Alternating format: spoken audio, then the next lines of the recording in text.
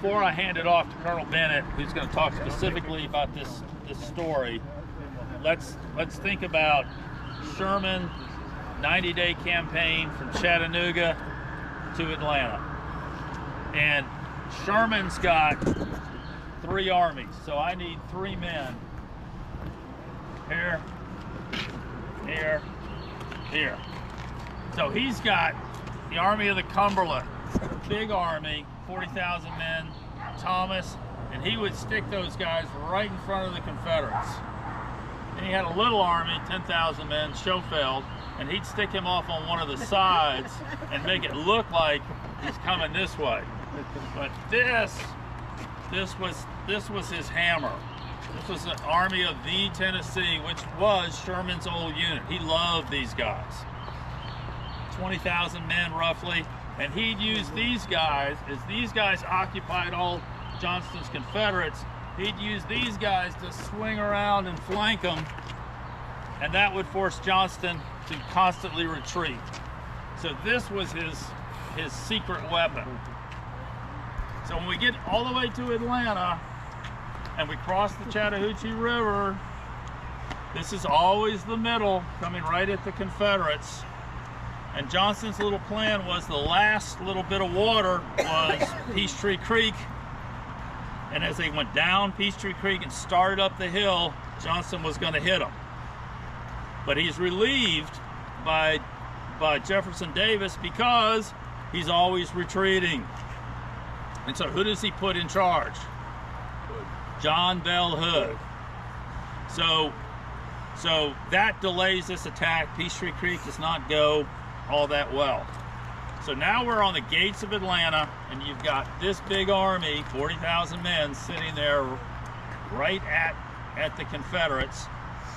He's over by what's around Emory University, but nobody knows, where is this guy? Sherman's favorite men. Well, he's actually coming all the way around here to Decatur, Georgia, and he's coming from Atlanta from the side. Sneaky. Just like this, okay? So that's what we're looking at it from a Confederate point of view. So I need 3 women.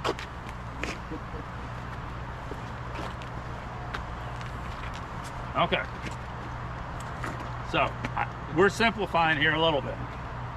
So we've got Stewart, we've got Hardee, and we've got what would have been Hood's division, but now Ben Cheatham is in charge here. So here's the army. So what's happened is Brandy's playing over here on the side. So Elaine has turned here to, and this is Stovall is part of this. So we're playing an Indian game, about 10,000 men against 10,000 men in the woods around where is now Emory University. So this little game is going on here. But then we discover that this guy with a giant army is coming right here, just like this. So what does Hood do? If he was Johnston, he'd retreat, but this is Hood. So Hood says, here's my little secret plan. I'm gonna have one little army oppose an army 4 times bigger, but I'm gonna slip Hardee out, and I'm not gonna just turn and face Larry. I'm gonna come all the way around here, and I'm gonna hit him from the side. You see that? So that's the Battle of Atlanta. So Hardee has marched all night long through Atlanta. He's coming around here, and he's literally coming down this street. And the Yankees are coming this way into Atlanta. So let's look at Larry's little army, okay? So I need 3 guys. I need 1 more guy. Joel, come here. So we've got 15th Corps, 16th Corps, 17th Corps. You guys with me? We're heading for Atlanta. But we're under Robert Birdseye McPherson. And he's just got this inkling in the morning that something's wrong. And so he orders Joel at daylight to move from being behind him to being moved behind him, which is actually very important because Hardy is coming down this street, and according to Joe Wheeler, the Confederate cavalry, there's no Yankees here. And suddenly, boom, he hits Yankees.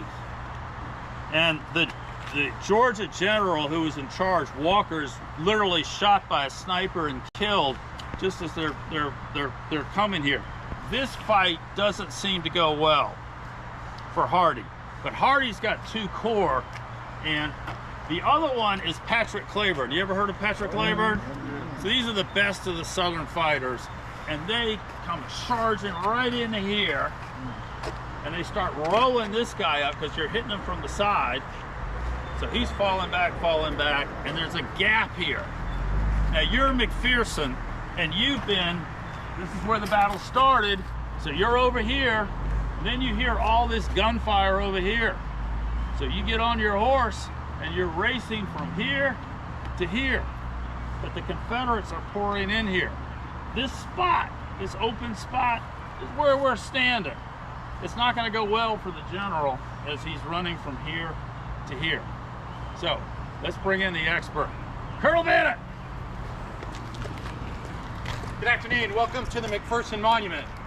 I'm Lieutenant Colonel Perry Bennet, United States Army, retired. I'm wearing the uniform of a federal field grade officer, a major, and I'm delighted to be here. Cliff, thank you so much for the invitation to speak for just a couple minutes. I want to talk to you for a minute or two. I'm an Army historian of 5 X-ray. I started in the artillery. I was also in transportation, and I went to logistics. Today, we're going to talk the provenance of the death of General McPherson. General McPherson was a commander, just like Cliff said, of one of the 3 armies. Confederate armies were named by states. So you have the Confederate Army of Tennessee, the Confederate Army of Mississippi, the Confederate Army of Northern Virginia. Union armies are named for bodies of water. The Army of the Potomac, the Army of the Tennessee, which McPherson commanded, the Army of the Ohio, and the Army of the Cumberland. General McPherson commanded the Army of the Tennessee, named for the Tennessee River. They had just gone and had breakfast this morning up on the hilltop where President Carter's presidential library is. On top of that hill was a beautiful house built by Augustus Hurt, and Augustus Hurt was an obedient citizen. When the cavalry came and said the Yankees are approaching Atlanta, you probably should leave the city. It's not going to be safe. So he left the city, and what happened? A refugee from North Georgia moved into his house. I got him Howard. So when the Yankees came around and they took over that house to be a headquarters, they wrote down it was the Howard House, much to Mr. Hurst's chagrin for many years. And then, of course, his brother's house was the Troop Hurt House, the red brick house and the circular cyclorama that was painted. What does all this have to do with McPherson? Well, McPherson went to have breakfast with his commander on that hilltop. They heard firing in the rear. McPherson tried to get his staff together, but he left with 5 men with him, and they rode in the direction of the firing. He checked on the positions of the 16th Corps along Flatshell's Road just west of here, and was riding down here to see what was happening, and all of a sudden a line of men is walking this direction in a perpendicular direction toward him. They have, when you're on a dirt road, what do you get all over you in the summer? Red clay, dust. These guys were covered with dust. They're advancing, and he yells to them to quiet down. The response was, halt! A breeze comes along, the flag becomes unfurled. Oh, it's the enemy! So they yell to him, General McPherson, to surrender. They didn't know who he was. They just saw five soldiers on horses, but they saw the gold trappings of an officer. So he raises his hat in a salute, tries to turn around, and the Confederate captain over the skirmishers orders a man to fire upon him, and he fired and killed him. And that man was from Missouri. And Captain Richard Beard, commanding the skirmish line, had Corporal Robert Coleman fire at the officer. Now, why is this a big thing? Have you ever read a book called Company H?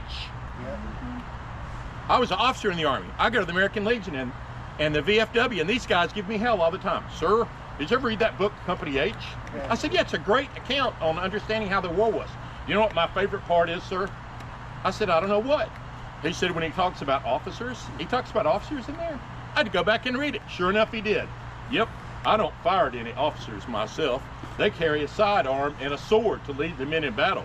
No officer is going to shoot me. I'm going to shoot a private, because he's got a bayonet and he's going to kill me. So the Confederate troops and the Union troops really didn't target officers. They targeted the men. The men fired at men. That captain had to tell this guy to shoot at McPherson. They didn't know who it was. He was killed. They came up and found out that it was General McPherson. They took his papers. Now, the guys in the staff went right back down the street to Flat Shoals, and in just a few minutes, there's a counterattack. They come up and they recover the body of General McPherson. And what is missing, they found out later after his body was recovered? His hat and his watch were the only things missing. Now, a good friend of mine, I invited him to be here today, but he couldn't, bought a house about 600 yards that away for his daughter about 20 years ago. And he retired from the construction industry, and he makes millions of dollars. I won't tell you his name. You might want to borrow some money from him. But anyway, so he's down here, and he gets himself a metal detector and decides to look around. Well, what do you think he finds? Where's the picture? He finds a brass watch. So you might say, no, that couldn't be the watch of General McPherson. Let's see that a second. That couldn't be the watch of General McPherson. A general would have a gold watch or a silver watch, right? How many of y'all been in the service? The Army, the Navy, Marines? You know what I'm talking about. Listen, the military purchasing people pride themselves on buying from the low-cost vendor. When you're in a firefight with the enemy, oh yeah, they bought the cheapest equipment possible. And I sent this picture to the Center of Military History office down at used to be Fort Benning, now it's at Fort Moore, and they looked at this, and this type of watch is of the type that was issued to senior officers in the Union Army. It doesn't have the little plate on it that would make it easy to identify, and would have probably had General McPherson's name on it. But what do we think happened? Probably the soldiers that came across him took his papers to see who it was, and when the counterattack happened, this was the 5th, this was an Arkansas unit that was redesignated the 5th Confederate. Why? They did such a great job, as Cliff said, under Claiborne earlier, that they were offered to be one of the regular Army units for the Confederate Army after the war. They were redesignated the 5th Confederate. So these guys, as they're withdrawing back, realize, uh-oh, those guys capture me and I've got their general's watch. Uh-oh. So I think somebody, it's a theory that somebody might have dropped it. Now, did it have General McPherson's name on it? No. But it is of the type and style. So I'll pass this around, let you pass it around and take a look at it. And then we're gonna solve a couple of mysteries today. 160 years after the death of General McPherson, not quite, almost. It's 159 and 3/4, right? So what happens is, how is it that an Army commander could be killed on the battlefield? What is an Army commander's rank today? How many stars? 4 stars is exactly right. Today, an Army commander would be a 4-star general. During the Civil War, who was the highest ranking guy? At start, Winfield Scott, a guy about my size, pretty big fella. And then later, General Grant, he was a lieutenant general. So everyone else that commanded the armies was a major general, including General McPherson. Now, General McPherson had proceeded with his staff, and I've given a briefing several times, and people have asked me, how is it? I mean, one of the questions that comes up, how is it that a general can get killed on the battlefield? It's the only time it's happened in the history of the United States Army that the commander of an army was killed on the battlefield. How can that be? Well, I found the answer in the official records of the Union and Confederate armies. It was right in front of me. There is a message in correspondence, and you have to know first who the escort unit was for General McPherson. At Fort Donelson, at Vicksburg, at Chattanooga, the unit that protected General Grant until they went to Chattanooga was the 4th Ohio Cavalry. It was a regiment. Then they started protecting Sherman up at Chattanooga.